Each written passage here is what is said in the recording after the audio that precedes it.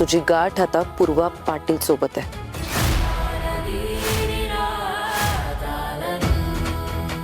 मला आतून असं वाटतंय ना की त्या मॅडम पासून धोका आहे आपल्याला, आणि तो धोका आपल्यापर्यंत पोहोचायच्या आधी A to Z माहिती काढायला पाहिजे आपल्याला त्यांची.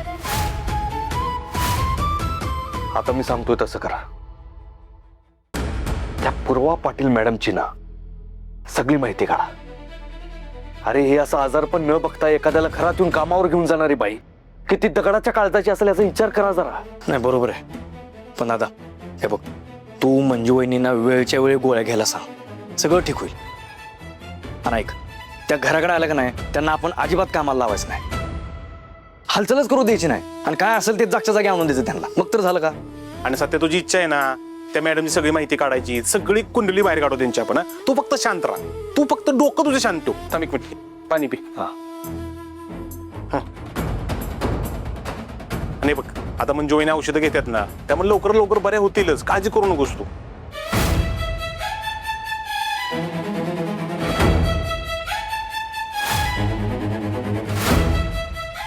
बलमा, जयदेव, वाघमारे औषध न घेताच ड्युटीवर गेले.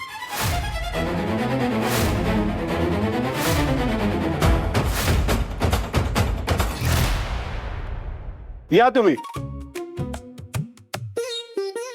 भंडारी मामा, चला जेवण करून घेऊ. आज मी डबा नाही आणलाय. मग काय झालं, आम्ही आले की सगळ्यांनी, आपण एकत्र जेऊया. कांबळे पटवळ, चला पटकन जेवण करून घेऊ.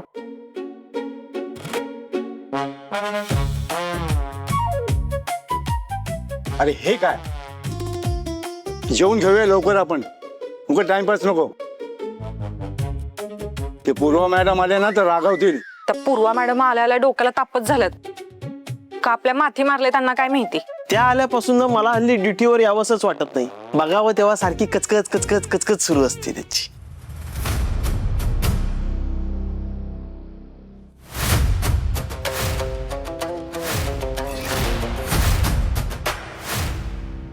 झाला टाइमपास, चर्चा, सगळं.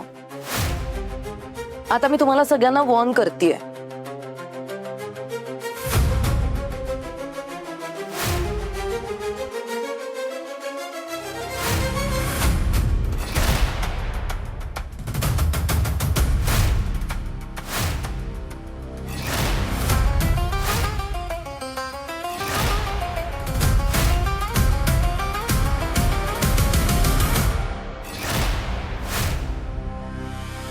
कान देऊन ऐकायचंय. आय रिपीट, मी आता जे सांगणार आहे ते सगळ्यांनी कान उघडून नीट ऐकायचंय. इथून पुढे कोणालाही होळी, दसरा, दिवाळी, पाडवा अशा कोणत्याही सणांची सुट्टी मिळणार नाही.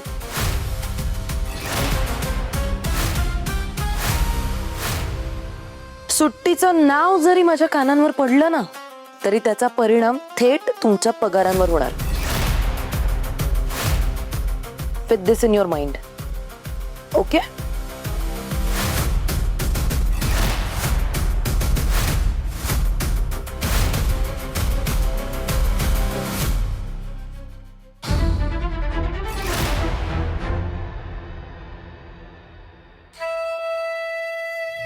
मॅडम, अहो तुमची तब्येत बरी नव्हती ना, तुम्ही मॅडम पटवा पटवा पाणी आणा.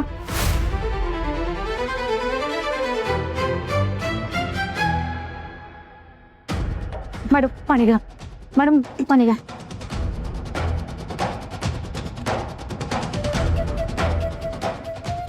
भारती मावशी, मंजू मॅडम, अगं मंजू, बरं नसताना तू कशाला आलीस इकडे?